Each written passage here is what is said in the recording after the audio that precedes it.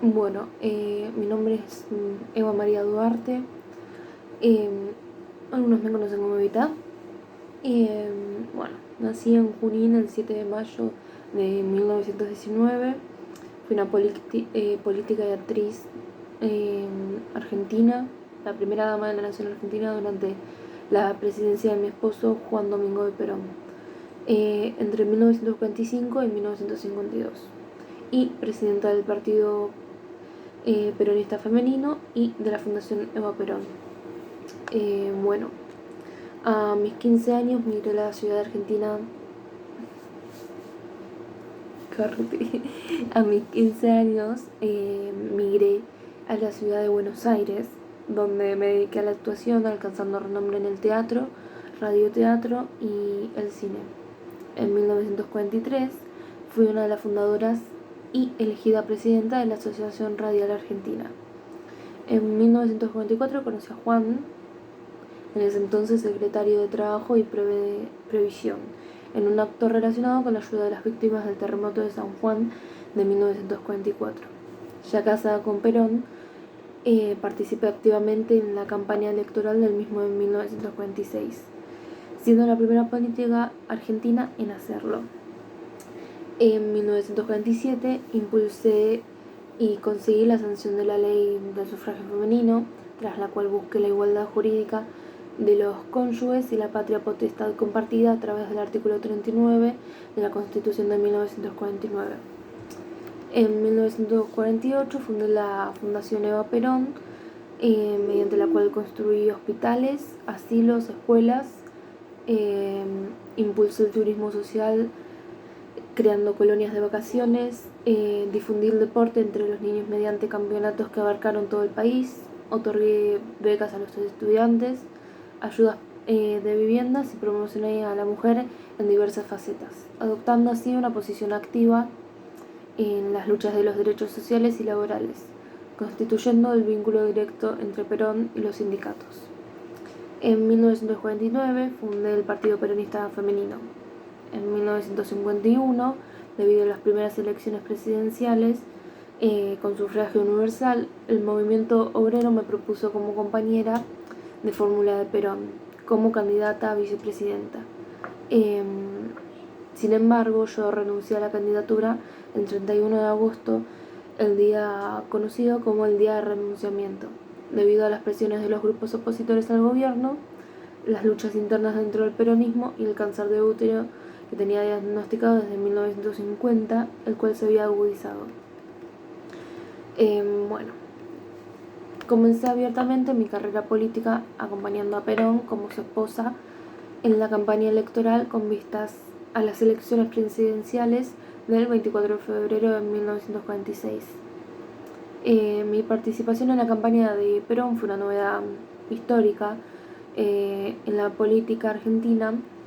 En aquel momento las mujeres carecían de derechos políticos y las esposas de los candidatos tenían una presencia política muy restringida y básicamente apolítica. Desde principios del siglo, grupos feministas, entre los que destacaron personas como Alicia Morau de Justo, Julieta Lanteri, Elvira Rawson de Lepiane, habían reclamado sin éxito el reconocimiento de los derechos políticos para las mujeres. En general, la cultura machista dominante consideraba una falta de feminidad que una mujer opinara sobre política. Yo fui la primera esposa de un candidato presidencial argentino en estar presente durante su campaña electoral y acompañarlo en sus giras. Perón venía proponiendo desde julio de 1945 que había que reconocer el derecho al voto de las mujeres, pero pocos meses después la Asamblea Nacional de Mujeres, presidida por Victoria Ocampo y otros sectores conservadores, se opusieron a que una dictadura otorgara el voto femenino, con el argumento de que estaban a favor del sufragio femenino, pero sancionado por un Congreso elegido en comicios honestos. Y el proyecto finalmente no logró imponerse. Durante la campaña para las elecciones de 1946 La coalición peronista incluyó en sus plataformas el reconocimiento del sufragio femenino. Perón, desde su cargo de vicepresidente, intentó sancionar la ley del voto femenino. Sin embargo, las resistencias en las Fuerzas Armadas en el gobierno, como la oposición que alegaba intenciones electoralistas, frustraron el intento. Luego de las elecciones de 1946, comencé a hacer abierta campaña por el voto femenino, a través de mitines de mujeres y discursos radiales. Al mismo tiempo de que mi influencia dentro del peronismo crecía, más tarde creé un partido político de mujeres líderes, con unidades de base, algo que no existía en ningún otro lugar del mundo. Decía que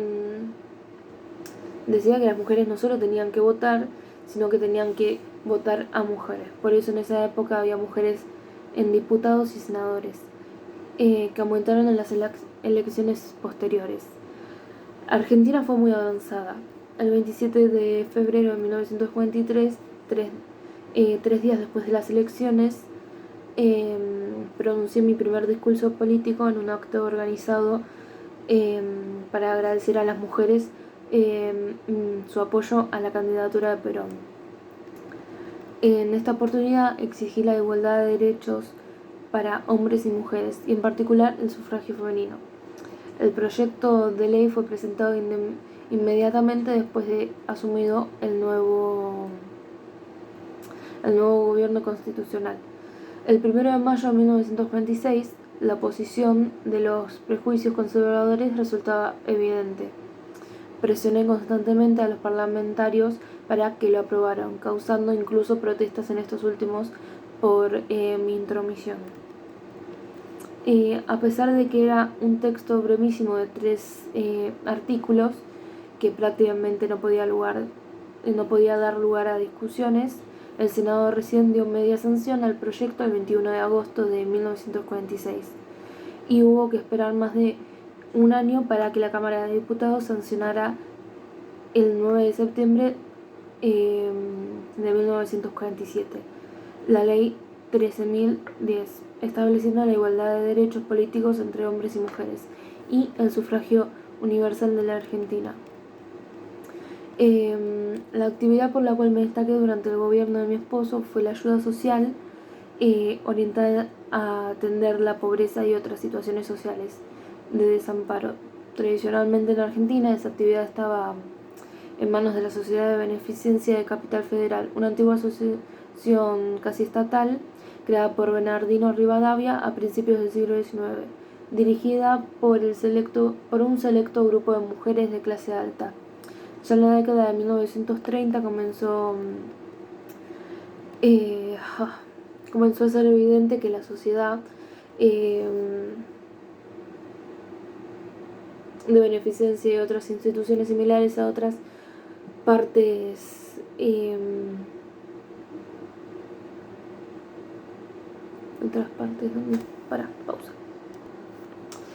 partes del país, así como la beneficencia, se habían vuelto obsoletas e inadecuadas para la sociedad urbana industrial. A partir de 1943, las organizaciones de beneficencia comenzaron a ser reorganizadas, y el 6 de septiembre de 1946 la entidad capitalina fue intervenida. El peronismo reorganizó completamente la acción del Estado en materia de asistencia social. Parte de esa tarea fue desarrollada a través del exitoso plan de salud pública que llevó adelante el ministro de Salud Ramón Carrillo.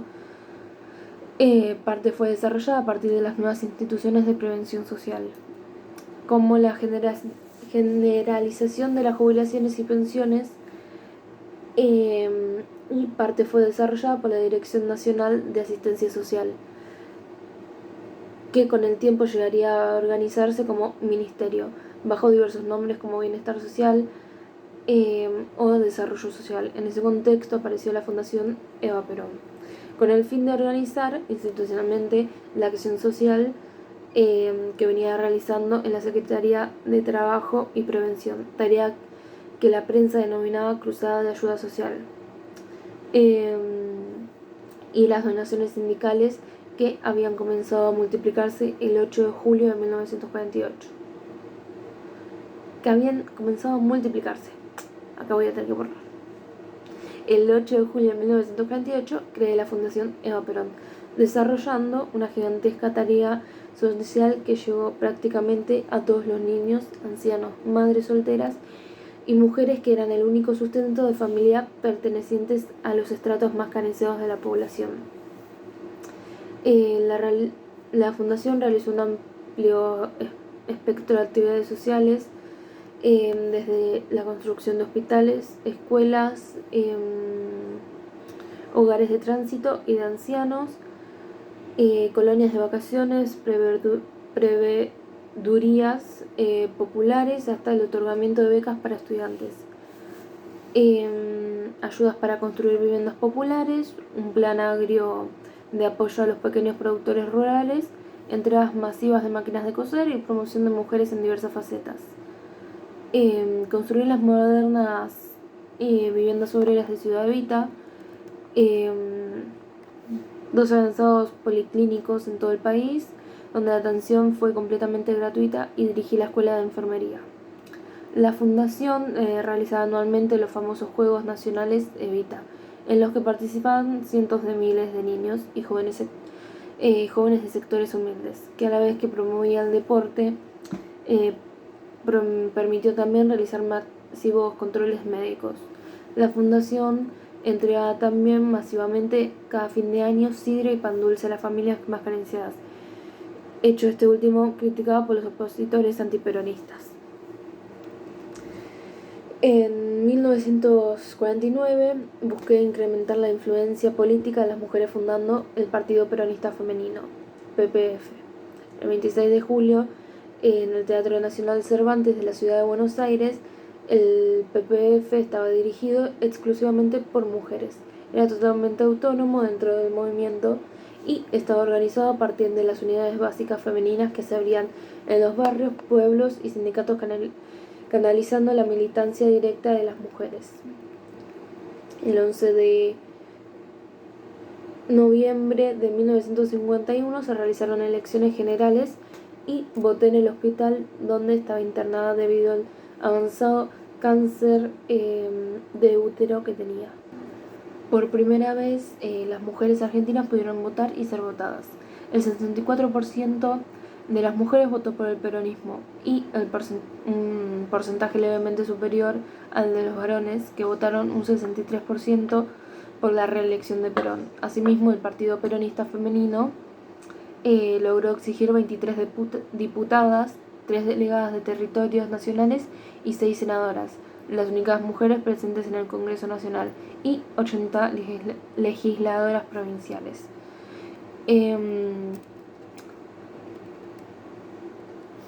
La igualdad política de hombres y mujeres se complementó con el impulso a la reforma constitucional de 1949, que estableció la igualdad jurídica de los cónyuges y la patria potestad compartida, que garantizó el artículo 37, así como los derechos del niño y la ancianidad, estos últimos propuestos por mí.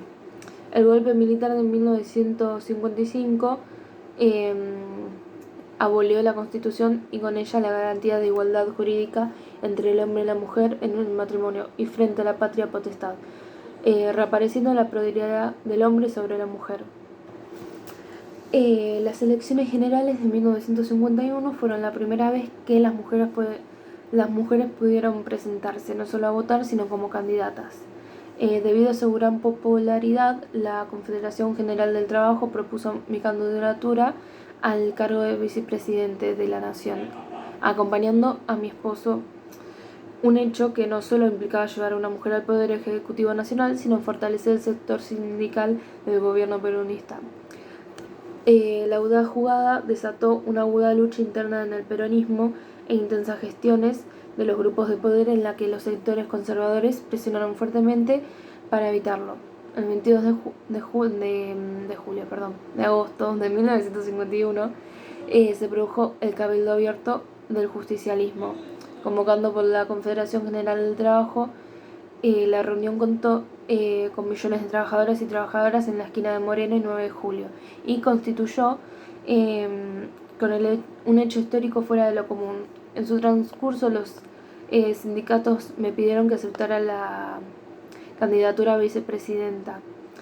Tanto Perón como yo tomamos sucesivamente la palabra para sugerir que los cargos no eran importantes, ya que yo ocupaba un lugar superior en la consideración de la población. A medida que las palabras de Perón y mías ponían de manifiesto las fuertes resistencias que despertaba su candidatura, la multitud empezó a exigirme que la aceptara allí mismo.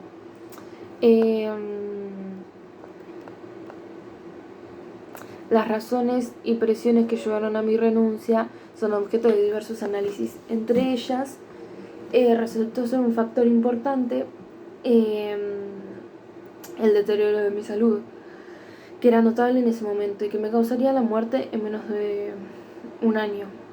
Sin embargo, ello no importó que la propuesta de la CGT pusiera en evidencia las luchas internas en el peronismo y en la sociedad ante la eventualidad de que una mujer apoyada por los sindicatos pudiera ser elegida vicepresidenta y eventualmente incluso presidenta de la nación. La biógrafa Marisa Navarro destaca el papel jugado por los prejuicios de género en el renunciamiento, que llevaron incluso a uno de los principales escritores argentinos, Ezequiel Martínez Estrada, llegar a cuestionar a Perón y a mí, diciendo en realidad él era la mujer y ella el hombre. Menos de un mes después de renunciar a mi puesto se produjo un fallido golpe de Estado cívico-militar que involucró a altos dirigentes políticos y militares, que fue derrotado por la enérgica reacción del gobierno y la rápida movilización de la CGT, declarando la huelga general. Al día siguiente del golpe reunió a los máximos dirigentes sindicales y al jefe del ejército para organizar milicias obreras capaces de defender la democracia en caso de que se produjera un nuevo golpe. El 17 de octubre, ya consciente de mi estado de salud, hablé en el acto de conmemoración del Día de la Lealtad en Plaza de Mayo, pidiéndole al pueblo que si no llegara a estar por mi salud, cuiden a Perón, agregando: yo sé que ustedes recogerán mi nombre y lo llevarán como bandera a la victoria. En ese momento estallé de llanto y me abracé a Perón, escena que quedó registrada en una histórica foto. El momento de realizarse las elecciones, el 11 de noviembre de 1951, hacía 6 días que había sido operada del avanzado cáncer de útero que me afecta, debiendo votar en la cama del hospital en que estaba internada.